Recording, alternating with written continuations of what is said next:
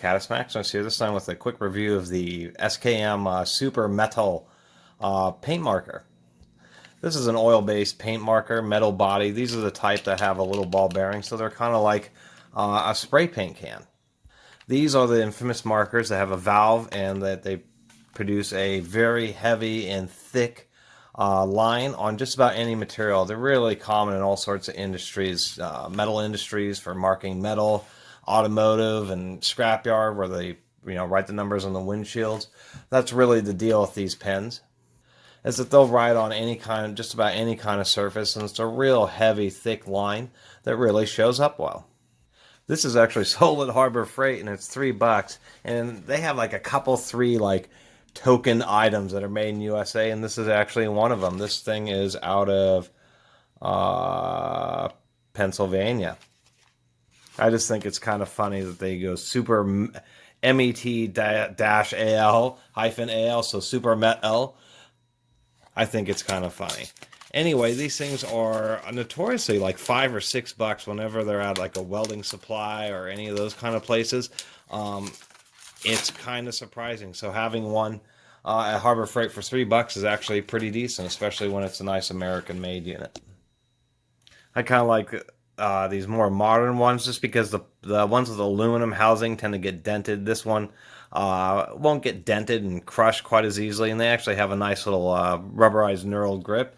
And all these things they are paint markers, so they're oil-based, so you got to mix up the pigment with the actual base that it's flowing with. And you use a solvent like naphtha or goof off or acetone. It tends to clean up this stuff real well. And the Harbor Freight ones, they sell yellow, but of course they have all sorts of colors of these things. So really you just take them and press the valve a little bit, see if we can't get this to flow. This is not wanting to be happy here. And this has always been a kind of a deal with these things, is getting them started to run. Hopefully this one wasn't an old one on the shelf there. We're starting to get a little bit. You got to kind of pump it here. It's starting to flow. There we go. We'll shake it up one more time. And this is kind of the point. If they get kind of stuck or a little dry, usually this is what you do, is you just pump them. And then there are just a normal marker. So this is 420 stainless steel. You should remember to use these in an open area, kind of like old dry erase markers. There is a solvent that evaporates, so they do make the funny smell, and I do want to mention that. But as we can see as this paints, it really is just a really thick, high visibility paint. And after it dries, you can go over the top of it again and make it extra opaque. It works really well on pretty much any surface, not just steels, but even things like that are pretty shiny and smooth, like this duct tape. We can see that it will write on it just the same.